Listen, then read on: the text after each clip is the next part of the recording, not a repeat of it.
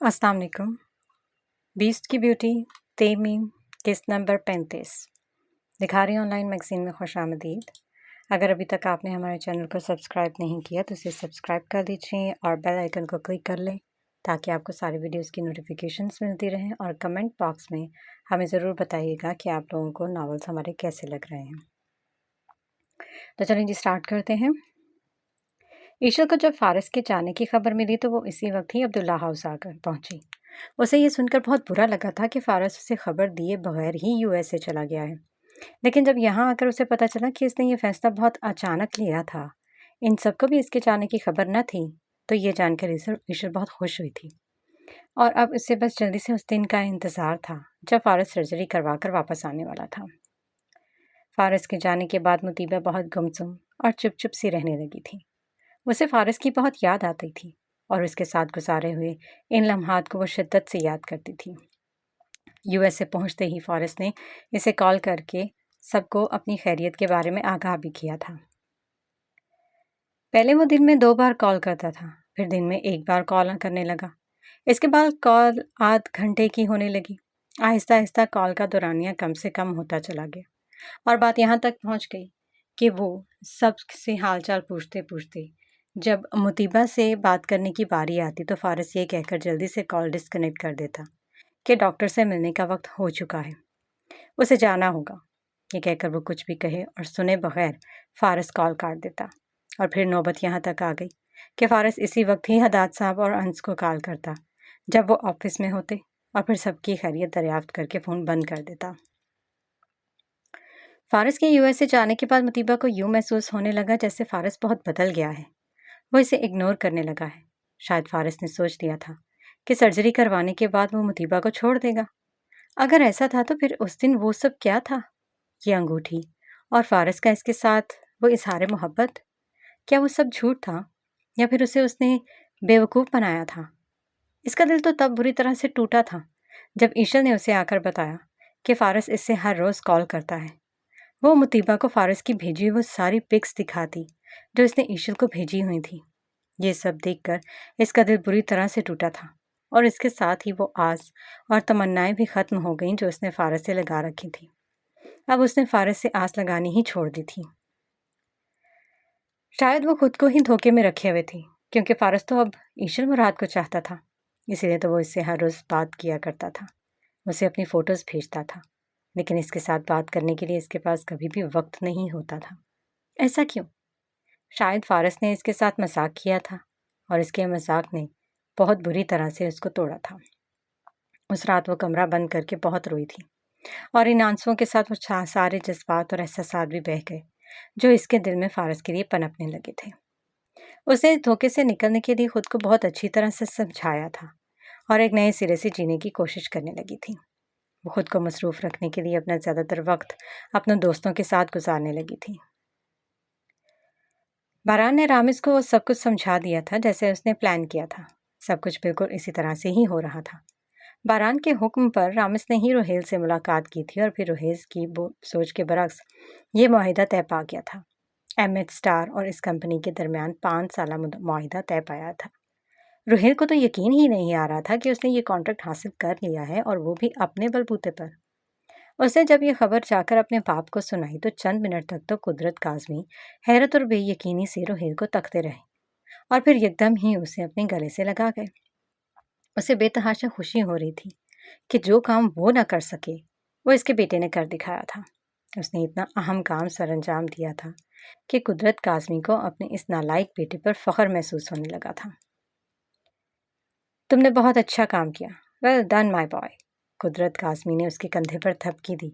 रोहेल अपने बाप की हौसला अफजाई पर खुश हो गया। Thank you so much dad. सच पूछो तो मुझे यकीन नहीं था कि तुम ये कर दिखाओगे, लेकिन तुमने ये करके मुझे गलत साबित कर दिया। तो क्या डैड अब मैं आपके साथ बिजनेस में हाथ बटा सकता हूँ? इसकी बात सुनकर कुदरत काज़मी हंसे। अभी तो तुम्हें मेहनत काफ़ी करनी है। Please dad please. रोहेल ने उसकी मिन्नत की थी। कुदरत काज़मी सोच में पड़ गया। चलो ठीक है, देखते हैं फिर। Thank you so much dad. Rohel खुश हो गया था। चलो अब तुम जाकर फ्रेश हो जाओ, फिर हम दोनों मिलकर खाना खाते हैं। जी डैड। روہیل وہ کانٹریکٹ فائل باپ کے ہاتھوں میں دے کر اپنے کمرے کی طرف بڑھ گیا۔ قدرت نے وہ کانٹریکٹ فائل کھولی۔ وہ MS اسٹار کے مالک کے دستخط دیکھ کر مسکرایا۔ مجھے ابھی بھی یقین نہیں آ رہا کہ میں نے MS اسٹار کے ساتھ یہ کانٹریکٹ کر لیا۔ قدرت قاسمی نے اس فائل کو چوم لیا، لیکن وہ یہ نہیں جانتا تھا کہ بخت جہاں نے تو اس کانٹریکٹ کے ذریعے سے تباہ کرنے کے لیے چارہ ڈالا تھا، جسے وہ جلد ہی نگل گیا تھا۔ قدرت قاسمی نے یہ خبر جب اپنے باس کو سنائی تو وہ گہری سوچ میں پڑ گئے۔ کیا ہوا باس؟ آپ کیا سوچ رہے ہیں؟ سوچ رہا ہوں کہ یہ کانٹریکٹ آخر تمہیں کیسے مل گیا؟ کیا مطلب؟ مطلب یہی کہ تم اس کمپنی کے ساتھ پچھلے کئی سالوں سے ڈیل کرنے کی کوشش کر رہے ہو، لیکن ہر بار ناکام ہی رہے۔ پھر اچانک سے یہ سب کیسے ہو گیا؟ یقیناً کوئی گڑبڑ ہے۔ میں سمجھا نہیں بات۔ دیکھو قدرت، جہاں تمہاری سوچ ختم ہوتی ہے وہیں سے میری سوچ شروع ہوتی ہے۔ میں نے کوئی کچی گولیاں نہیں کھیلی۔ میں ان سب داؤ پیچ سے اچھی طرح سے واقف ہوں جو دشمن چالیں چلتا ہے۔ میں پچھلے 30 سالوں سے یہ دھندا کر رہا ہوں اور میں اپنے دشمنوں کو بہت اچھی طرح سے جانتا ہوں۔ یہ آدمی یقیناً ہمارا کوئی دشمن ہی ہوگا۔ دشمن؟ ہاں، میں سمجھ نہیں پا رہا آپ کہنا کیا چاہتے ہیں۔ میں نے اس کمپنی کے مالک کے بارے میں پوری ڈیٹیل نکلوائی ہے۔ اسے کبھی بھی کسی نے روبرو نہیں دیکھا، اور جب بھی وہ آفس آیا ہے ہمیشہ اسے ماسک سے اپنے چہرے کو کور ہی کیے دیکھا گیا۔ تم خود ہی سوچو کہ آخر وہ اپنا چہرہ کیوں سب سے چھپا رہا ہے؟ ایسا کیا راز ہے اس چہرے کے پیچھے جو وہ چھپا رہا ہے؟ اور سب سے اہم بات یہ ہے کہ اس کمپنی کا مالک کوئی 30-40 سال کا آدمی نہیں بلکہ 24 سال کا ایک نوجوان لڑکا ہے۔ کیا؟ 24 سال کا نوجوان لڑکا؟ اور وہ بھی ملک کی اس بڑی کمپنی کا مالک؟ ہاں، تبھی تو مجھے بھی شک سا ہونے لگا ہے کہ وہ کون ہوگا جو اتنی چھوٹی سی عمر میں ملک کی اتنی بڑی کمپنی چلا رہا ہے، اور آخر اسے ہم سے کیا فائدہ حاصل ہوگا؟ مجھے پہلے بھی ہمارے ساتھ کبھی کوئی ڈیل نہیں کرنا چاہتا تھا، اچانک سے کیسے ہمارے ساتھ 5 سالہ معاہدہ کر بیٹھا؟ سوچنے والی بات ہے نا؟ اور یقیناً وہ جو کوئی بھی ہے ہمارے بارے میں وہ سب کچھ جانتا ہے۔ تم اس کام کو آگے بڑھانے سے پہلے رک جاؤ جب تک کہ میں اس لڑکی کے بارے میں پوری معلومات حاصل نہ کر لوں۔ اس لڑکے نے اپنے پاسٹ کو سب سے چھپا رکھا ہے، کوئی بھی اس کے بارے میں کچھ بھی نہیں جانتا۔ یقیناً جو کوئی بھی ہے اس کا ماضی ہم سے لینا دینا ضرور ہے، اور مجھے یہ سب کچھ جاننا ہے کہ آگے جا کر یہ ہمارے لیے کوئی مشکل نہ کھڑی کر سکے۔ اور مجھے یہ بھی شک ہو رہا ہے کہ ان تصویروں کو انٹرنیٹ پر اپلوڈ کرنے والا شخص بھی یہی ہو سکتا ہے، اور کیا خبر اس ٹرک ڈرائیور اور کاشف پر قاتلانہ حملہ کرنے والا بھی یہی طاقتور شخص ہو، کیونکہ وہ دونوں ہمارے ہی آدمی تھے۔ یہ اسے ہی خبر ہو سکتی ہے۔ قدرت قاسمی گہری سوچ میں پڑ گیا۔ سچ میں وہ اس کا استاد ہی تھا۔ وہ سب کچھ جان لیتا تھا جہاں تک اس کی سوچ بھی نہیں جاتی تھی۔ وہ وہاں کا پتہ لگا دیتا تھا، تبھی تو وہ اتنے سالوں سے اس کی غلامی کرتا آ رہا تھا۔ مدت قاسمی سے شادی سے پہلے ہی وہ اس کا غلام بن چکا تھا، اور ابھی تک کسی کا ہی غلام رہنا چاہتا تھا۔ اس کی اپنی تو کوئی حیثیت ہی نہیں تھی، وہ بس اسی کے ہی اشاروں پر چلتا آ رہا تھا۔ تو پھر ہمیں آگے کیا کرنا ہوگا؟ یہ ہم نہیں بلکہ ڈیمن کرے گا۔ ڈیمن؟ ہاں ڈیمن، لیکن اس نے ابھی تک ایسا کوئی خاص کام کیا ہی نہیں ہے جس پر ہم مطمئن ہو سکے۔ باس ہنسا۔ تم ابھی اسے جانتے نہیں ہو قدرت۔ وہ صرف نام کا ہی نہیں بلکہ وقت آنے پر وہ اپنے کردار کا بھی ڈیمن بن جاتا ہے۔ میں بہت اچھے طریقے سے اسے جانتا ہوں۔ میں نے اس کی آنکھوں میں بے حسی اور شفافیت دیکھی ہے۔ جب وہ اپنے کرنے پر آئے تو کچھ بھی کر سکتا ہے۔ میرے خیال سے ہمارے بات وہی ہے جو ہمارے اس کام کو آگے بڑھا سکتا ہے، لیکن شرط یہی ہے کہ اسے فی الحال اپنی شناخت کو چھپا کر رکھنا ہوگا، اور دوسرا میں اس کمپنی کے مالک کے بارے میں پوری انفارمیشن حاصل کرنے کی کوشش کر رہا ہوں، اور مجھے یقین ہے کہ میں اس کھوج میں کامیاب ہو ہی جاؤں گا۔ تب تک کے لیے تم کوئی قدم نہ اٹھانا۔ اوکے باس۔ قدرت نے اپنے سر کو ہلکا سا خم دیا۔ اب تم جا سکتے ہو۔ جی باس۔ قدرت کے جانے کے بعد باس نے ڈیمن کو بلایا۔ ڈیمن سر جھکائے کھڑا تھا۔ ڈیمن؟ یس مس۔ اپنا سر اوپر اٹھاؤ۔ جی۔ اس نے سر اپنا اوپر کو اٹھایا۔ میں تمہیں ایک کام سونپ رہا ہوں، مجھے امید ہے کہ تم یہ کام بخوبی سر انجام دو گے۔ جی باس، آپ حکم کریں۔ وہ مسکرائے۔ آج رات ہم نے اپنے چند بھروسے مند آدمیوں کے ذریعے ڈرگز ہانگ کانگ پر بھیجنی ہے۔ تم جانتے ہو کہ یہ ڈرگز ہم نے خود تیار کروائے، اور ہمارے دوستوں کو اس طاقتور ڈرگز کی کوالٹی دیکھنی ہے، جس کی وجہ سے ہم اس کی تھوڑی سی مقدار ان کی طرف بھیج رہے ہیں تاکہ وہ اسے चेक कर सकें। इसके बाद वो हमसे करोड़ों रुपयों की डील करेंगे जिससे हमें बहुत फ़ायदा होगा। इसलिए मैं तुम्हें ये फ्रीज़र सौंप रहा हूँ ताकि खैरियत से ये सब कुछ हो जाए। ओके बॉस, हो जाएगा, आप बेफिक्र रहें। लेकिन जाना कब है? वो लोग आज रात की फ़्लाइट से ही हांगकांग जाने वाले हैं। तुमने बस इतना करना है कि इन्हें सेफ्ली एयरपोर्ट तक पहुंचाना है। मगर सर, अगर हम पकड़े गए तो? इसकी बात सुनकर वो हंसा। तुम जानते हो हम यह काम पिछले 30 सालों से कर रहे हैं और कभी भी नहीं पकड़े गए। तभी कैसे पकड़े जाएंगे? हमने वो ड्रग्स ऐसी जगह छुपाई है कि कस्टम वालों को भी इनकी भनक तक नहीं पड़ेगी। ओके बॉस, आप फिर बेफिक्र रहें, आपका काम हो जाएगा। गुड। मुझे तुमसे बस इसी की ही तवक्को रहती है कि तुम अपना हर फरीज़ा अच्छी तरह से निभाओ।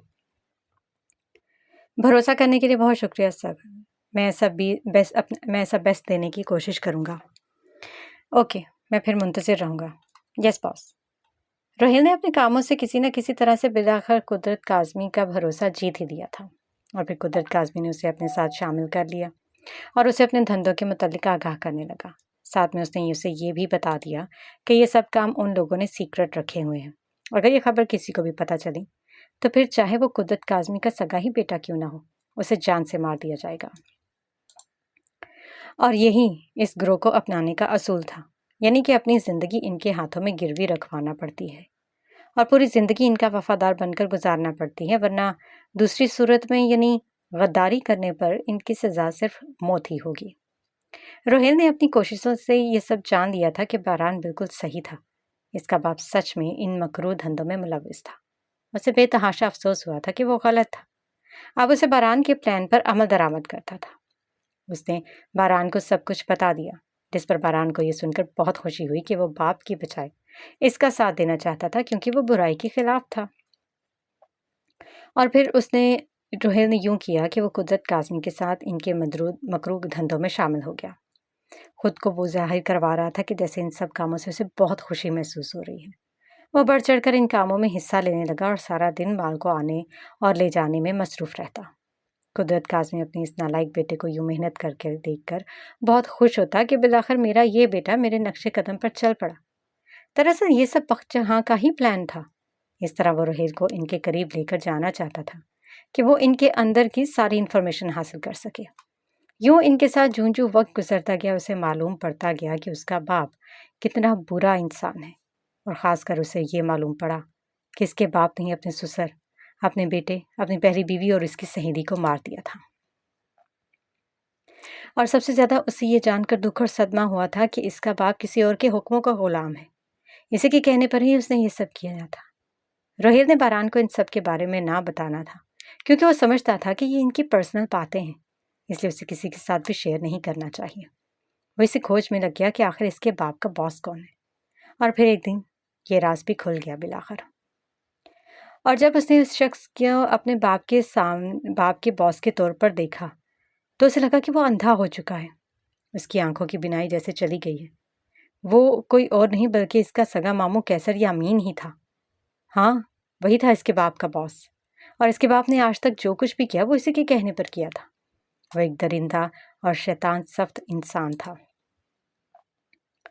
रोहेल को अपने बाप, अपने मामू और अपनी माँ से कराहियत महसूस होने लगी, क्योंकि उसने असलियत जान ली थी कि इसकी माँ और इसके बाप के दरमियान ताल्लुकात कैसे थे। वो जब वजूद में आया था तब इसकी माँ और इसके बाप का निकाह नहीं हुआ था, यानी कि वो इनके भयानक गुनाहों की वजह से ही वजूद में आया था। ऐसी हकीकत सुनने के बाद रोहेल का दिल चाहा कि ज़मीन फटे और इसमें समा जाए। उसे ये सोचकर ही घिन आ रही थी कि वो गुनाह की पैदावार है। इस दिन वो फूट फूट कर रो दिया था।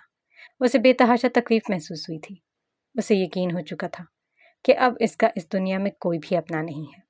हर किसी को बस अपना ही मुफाद अजीज था। उसे पता लग गया था कि इसका बाप अपने मुफाद की खातिर उसे कभी भी मार सकता है, क्योंकि वो पहले ही काफ़ी कत्ल कर चुका था। जब वो अपने बड़े बेटे को कत्ल कर सकता है तो फिर उसे क्यों नहीं। इसलिए उसने फैसला कर लिया था कि वो मरने से पहले अपने बाप, माँ और मामू की असलियत पूरी दुनिया के सामने लाएगा। ये सब जानने के बाद भी वो खुद को यूं दिखा रहा था कि जैसे वो कुछ हुआ ही नहीं, लेकिन इसका दिल तकलीफ से भर चुका था। हाँ, लेकिन इतना ज़रूर हुआ था कि इसके दिल में अपने मामू, बाप और ख़ास तौर पर अपनी माँ के लिए नफ़रत भर गई थी, क्योंकि वो बहुत बुरे थे, इसकी सोच से भी ज़्यादा बुरे और घटिया। اور روہیل نے ان دونوں کو ان کے گناہوں کی سزا دینے کا فیصلہ کیا تھا۔ باران پچھلے 4 دنوں سے یونیورسٹی نہیں آ رہا تھا اور یہ دیکھ کر مطیبہ کو اپنے رومال کی فکر ستانے لگی تھی۔ کہیں اس نے میرا رومال گم تو نہیں کر دیا؟ اور یہی دیکھنے وہ باران کے گھر کا پتہ معلوم کر کے وہاں پہنچی۔ کیونکہ آج سنڈے تھا تو عشوہ بھی گھر پر ہی تھی۔ دروازہ باران نے ہی کھولا تھا اور سامنے جس ہستی کو دیکھا تھا اسے یقین نہیں آیا تھا۔ تم یہاں؟ ہاں میں۔ تم میرا رومال لے کر غائب ہو گئے، اور تو اور تم نے یونی بھی نہیں آ رہے۔ میں نے سوچا جا کر خود ہی لے آؤں، تم تو دینے سے رہے، اس لیے میں یہاں چلے گئی۔ اب ہٹو سامنے سے۔ وہ اسے سامنے سے ہٹاتی زبردستی اندر چلی گئی۔ کہاں جا رہی ہو تم؟ رکو یہیں پہ، میں تمہیں لا کے دیتا ہوں نا تمہارا رومال۔ لیکن وہ انسنی کرتی اندر چلی گئی۔ او یار! باران نے تعصب سے اسے جاتے ہوئے دیکھا اور دروازہ بند کرتا خود بھی اس کے پیچھے چلا آیا۔ زہرا بھی کچن کی طرف جا رہی تھی، تبھی اس نے مطیبہ کو اندر آتے دیکھا۔ اسے دیکھتے ہی زہرا بی کو کوئی شدت سے یاد آیا۔ ہاں، وہ بالکل ہو بہو عاتکہ جمال کی کاپی تھی۔ اسے دیکھ کر ان کی آنکھیں نم ہونے لگی تھی۔ بڑی مشکل سے انہوں نے اپنے آنسوں کو بہنے سے روکا تھا۔ السلام علیکم۔ وعلیکم السلام۔ میرا نام مطیبہ جمال ہے، میں بی جے کی دوست اور کلاس فیلو ہوں، یعنی کہ باران کی۔ مطیبہ نے نام کی تصحیح کی، جس پر زہرا بھی مسکرائیں۔ ہاں میں جانتی ہوں تمہیں اچھی طرح سے، باران اکثر تمہارے بارے میں بتاتا رہتا ہے۔ زہرا بھی نے محبت سے اسے سینے سے لگایا۔ اسے بے تحاشا خوشی ہوئی تھی کہ آج عاتکہ کی بیٹی اس کے گھر آئی تھی۔ یہ محبت دیکھ کر مطیبہ حیران ہوئی تھی۔ اسے پہلی بار محسوس ہوا تھا جیسے کسی بہت اپنے نے اسے اپنے سینے سے لگایا ہو۔ وہ بوڑھی عورت اسے بہت اپنی سی لگی تھی۔ تبھی باران بھی وہاں پر آ گیا۔ زہرا بھی نے اسے کوئی اشارہ کیا، جس پر اس نے آنکھوں میں انہیں خاموش رہنے اور اسے جلدی سے فارغ کرنے کا کہا، لیکن زہرا بھی نے اس کے اشاروں کو ہوا میں اڑا دیا۔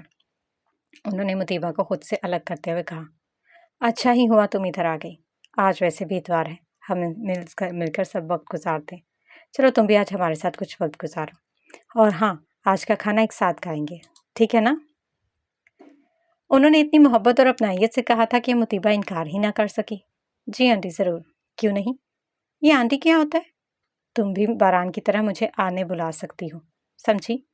جی آنے، مطیبہ نے مسکرا کر باران کو دیکھتے ہوئے کہا تھا۔ تم بچی کے ساتھ جب تک باتیں کرو میں تب تک کھانا بناتی ہوں۔ زہرا بھی باران کو حکم دیتی کچن کی طرف بڑھ گئی۔ باران نے زہرا بھی کے جاتے ہی مطیبہ سے کہا، جب میں نے تم سے کہا بھی تھا کہ تمہارا رومال واپس کر دوں گا تو پھر تمہیں یہاں آنے کی ضرورت ہی کیا تھی؟ اور یہ تو بتاؤ تمہیں میرے گھر کا پتہ کیسے چلا؟ مطیبہ مسکرائی، یہ کون سا میرے لیے مشکل کام تھا؟ تبھی عشوہ وہاں چلی آئی۔ مطیبہ کو دیکھ کر اس نے اپنا ہاتھ ہلایا۔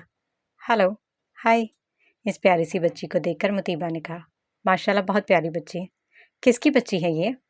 مطیبہ اس کے پاس گھٹنوں کے بل بیٹھتی عشوہ کے پھولے ہوئے گالوں کو چھوتی باران سے بولی۔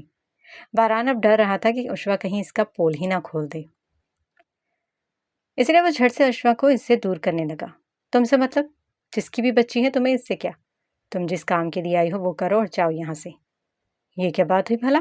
مطیبہ اٹھ کھڑی ہوئی۔ عشوہ اسے دیکھ کر مسکرا رہی تھی، جس پر مطیبہ بھی مسکرائی۔ بیٹا آپ کا نام کیا ہے؟ عشوہ رئیس۔ اوہ، بہت پیارا نام ہے۔ کیا یہ تمہاری مطیبہ بیٹی ہے؟ مطیبہ نے باران کو دیکھتے ہوئے پوچھا۔ لا حول ولا قوت۔ یہ سن کر باران نے لاہول پڑی۔ مطیبہ کی بات سن کر عشوہ منہ پر ہاتھ رکھ کر ہنس دی۔ تمہیں یہ 10 سالہ بچی میری بیٹی لگ رہی ہے؟ کیا میری شادی 13 سال کی عمر میں ہو گئی تھی جو میری 10 سالہ بیٹی بھی پیدا ہو گئی؟ وہ جل کر بولا تھا، جس پر مطیبہ کو بڑی ہنسی آئی تھی۔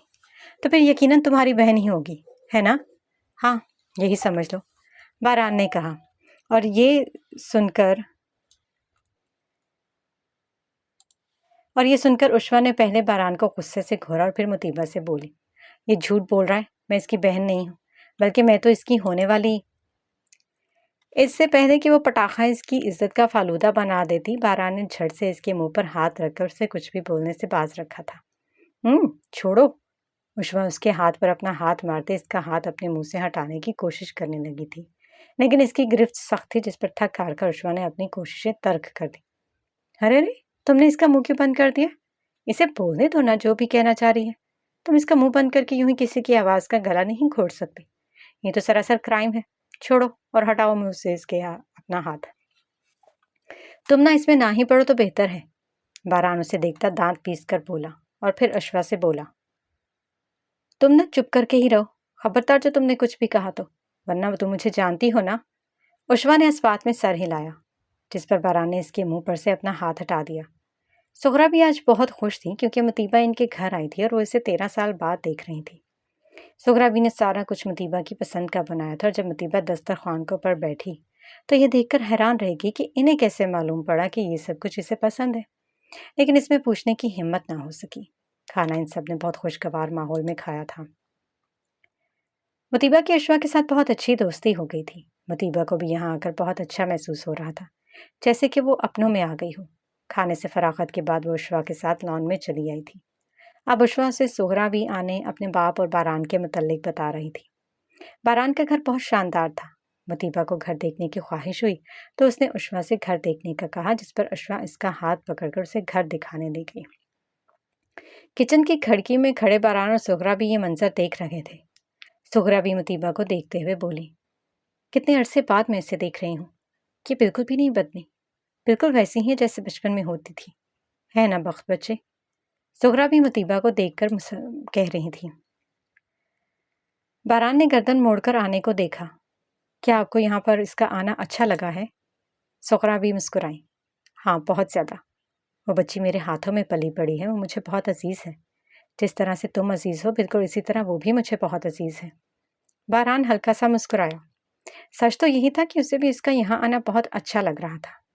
پورا گھر دیکھنے کے بعد مطیبہ سب سے آخری والے کمرے کے پاس پہنچی اور اسے کھولنے کی کوشش کر رہی تھی، لیکن وہ بند تھا۔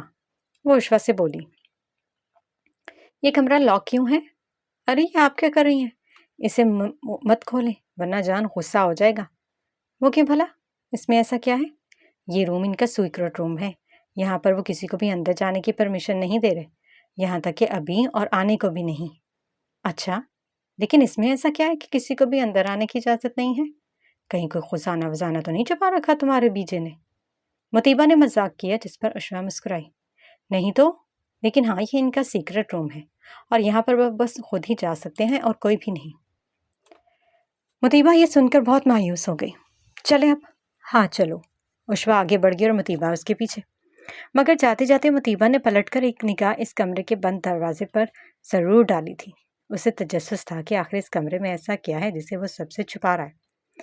کاش میں اندر جا کر اسے دیکھ پاتی۔ آج کا دن بہت اچھا گزرا تھا۔ باران نے اسے اس کا رومال واپس کر دیا تھا جسے اس نے اپنے بیگ میں رکھ لیا تھا۔ کافی وقت ایک ساتھ گزارنے کے بعد مطیبہ سغرا بھی اور اشوا سے دوبارہ ملنے کا وعدہ کرتی وہاں سے گھر روانہ ہوئی۔ وہ بہت خوش تھی۔ جب وہ گھر میں داخل ہوئی تو اسے گھر میں معمول سے زیادہ چہل پہل دکھائی دی۔ اندر آنے پر معلوم پڑا کہ آج شازر غفاری اپنی نکچڑی اہلیہ سوہا کیسر کے ساتھ ڈنر کے لیے تشریف لائے ہیں۔ اس وقت وہ سبھی لوگ لان میں بیٹھے خوش گپیوں میں مصروف تھے۔ مطیبہ بھی ان سب کو سلام کرتی ان کے ساتھ وہیں پر براجمان ہو گئی۔ اس کی آمد سے شازر غفاری کا چہرہ یکدم کھل اٹھا اور یہ سب سوہا کیسر سے چھپا نہ رہ سکا تھا۔ وہ بے چینی سے پہلو بدلنے لگی۔ اس کا بس نہیں چل رہا تھا کہ وہ مطیبہ کو فوراً سے یہاں سے اور شازر کی نگاہوں سے غائب کر دے۔ سبھی چائے کے ساتھ دیگر لوازمات سے لطف اندوز ہو رہے تھے۔ شازر اپنی چائے کا کپ اٹھا کر مطیبہ کے پاس بیٹھ گیا۔ مطیبہ نہ چاہتے ہوئے بھی مسکرائی۔ کیسی ہو؟ شازر نے کپ ٹیبل پر رکھا اور کرسی کھینچ کر بیٹھتے ہوئے مطیبہ سے بولا۔ میں بالکل ٹھیک ہوں، آپ بتائیں آپ کیسے ہیں اور آپ کی میرڈ لائف کیسی جا رہی ہے؟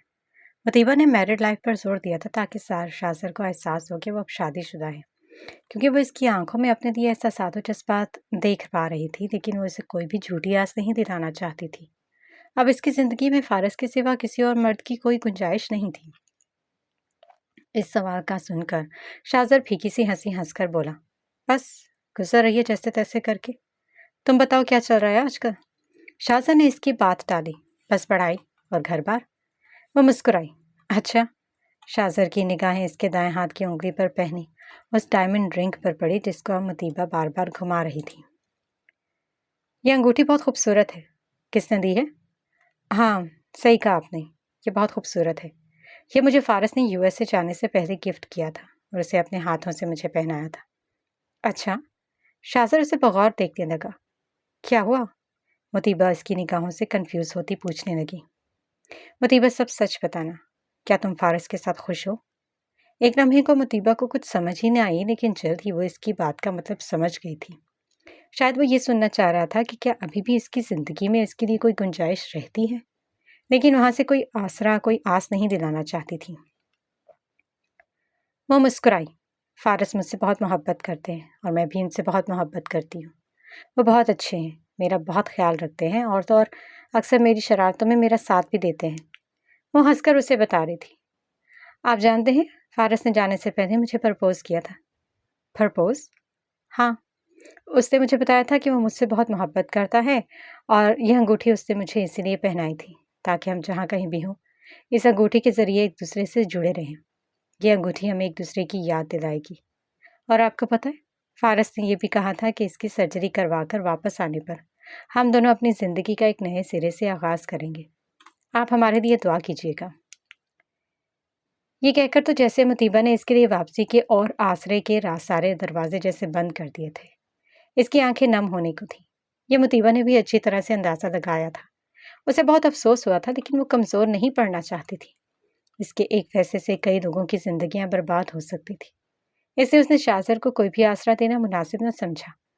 وہ یہ سب کچھ کہہ کر اس کا دل بہت بری طرح سے توڑا تھا۔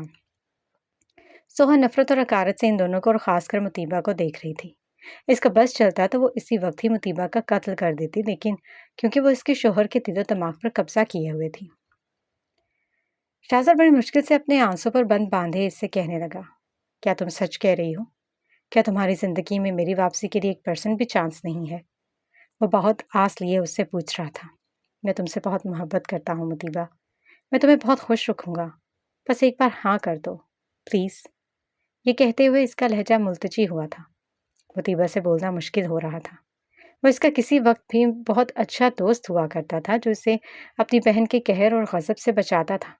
وہ اسے یوں روتے ہوئے نہیں دیکھ سکتی تھی۔ بڑی مشکل سے وہ یہ کہہ پائی تھی، نہیں، میری زندگی میں فارس کے سوا کسی اور مرد کے لیے اب کوئی گنجائش نہیں ہے۔ وہی میرا اب سب کچھ ہے، اس لیے پلیز اب میری جان چھوڑ دیں۔ میں تم سے بہت محبت کرتا ہوں مطیبہ۔ ضبط کرنے کے باوجود بھی بالآخر ایک آنسو ٹوٹ کر شاذر کے گال پر بہہ آیا تھا۔ مطیبہ سے وہاں پر کھڑا رہنا مشکل ہو رہا تھا۔ اس کا محسن رو بھی رہا تھا اور وہ بھی اس کی وجہ سے۔ وہ اس سے اپنی محبت کی بھیک مانگ رہا تھا، اس کی منتیں کر رہا تھا، لیکن وہ بے حس اور ظالم بنی کھڑی تھی۔ اسے اس پر بالکل بھی رحم نہیں آیا تھا اور نہ وہ اس پر رحم کھانا چاہتی تھی۔ وہ اسے کوئی بھی امید نہیں دلانا چاہتی تھی۔ اسے اتنا بے بس و لاچار اس نے کبھی بھی نہ دیکھا تھا، اور اسے بے بس و لاچار اس کی محبت نے ہی بنا دیا تھا۔ مطیبہ پلیز، وہ اپنی محبت کی بھیک مانگ رہا تھا، میں تمہارے بغیر جی نہیں پاؤں گا۔ دیکھیے، اب آپ مجھے ایموشنلی بلیک میل کر رہے ہیں۔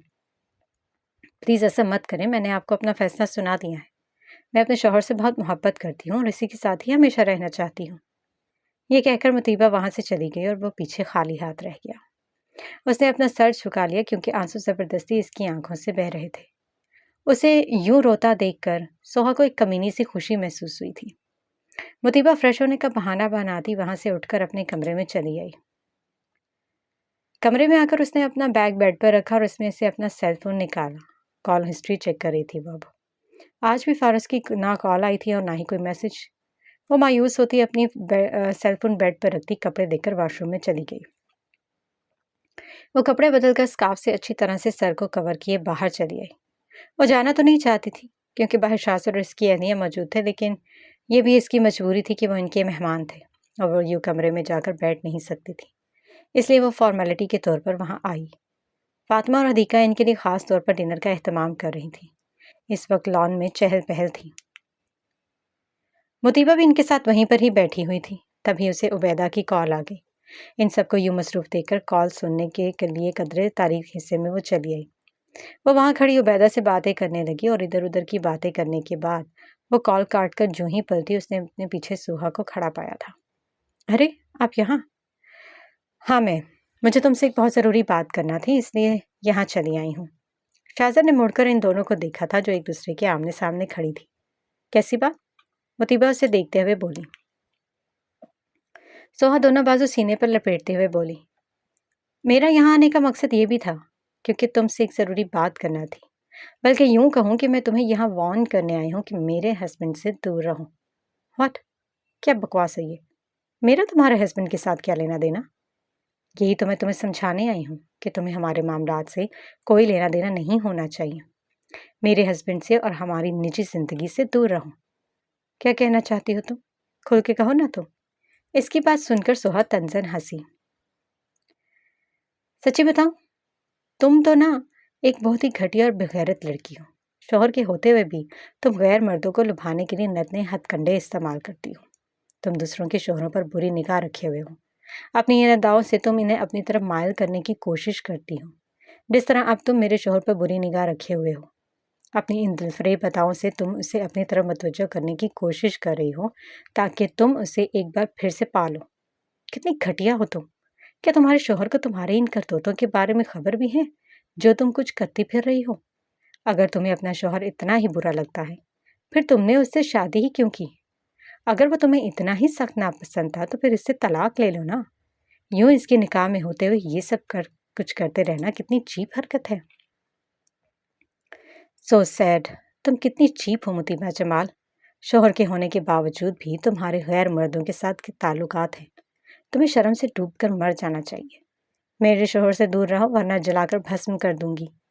सोहा ने इंतहाई हकारत से मुतीबा को देखते हुए कहा था। मुझे कब से सब्र का दामन पकड़े इसकी ये सारी बकवास सुन रही थी, लेकिन सोहा की इस आखिरी बात पर इसके सब्र का पैमाना लबरेज हो गया था। इसका हाथ उठा था और सोहर कैसर का गाल लाल कर गया। थप्पड़ जोर का पड़ा था।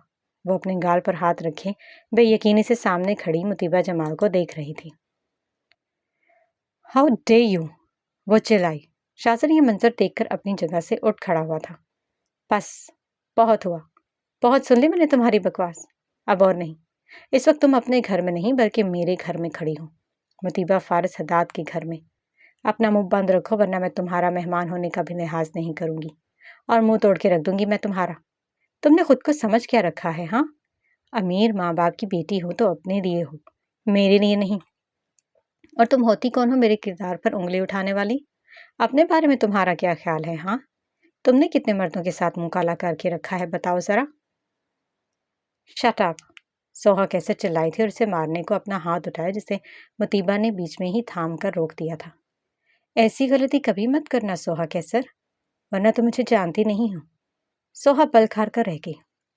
मुतीबा इसका हाथ गुस्से से झटकते हुए बोली, अगर तुम्हारा शोहर तुम्हें घास नहीं डाल रहा तो इसमें मेरी क्या गलती है? तुम खुद ही सोचो कि आखिर तुमने ऐसा क्या किया है जो तुम्हारा शोहर तुम्हें मुंह लगाना पसंद नहीं करता। मुतीबा की ये बात सोहा कैसर को आग लगा गई।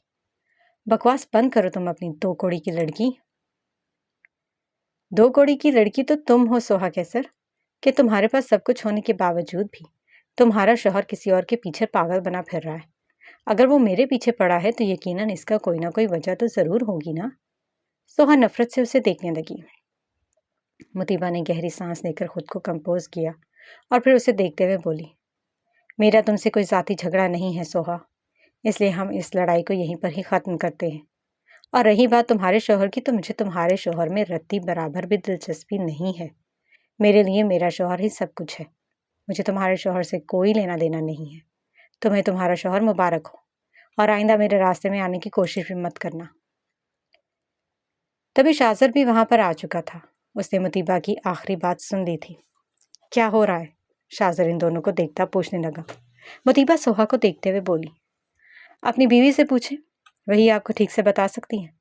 Excuse me. ये कहते ही मुतीबा वहां से चली गई। इसकी तो मैं इसे मार डालूंगी। उसने हिम्मत भी कैसे की मुझ पर, यानी सोहा कैसर पर हाथ उठाने की। मैं जैसे इस चांद से मार दूंगी। सोहा पागल हो रही थी। वो मुतीबा की तरफ जा रही थी, तभी शाजन ने सख्ती से इसका हाथ अपनी मजबूत गिरफ्त में लिया। सोहा उसे देखने लगी। वो बहुत गुस्से में था। तुमने मुतीबा से क्या बकवास की है? बताओ।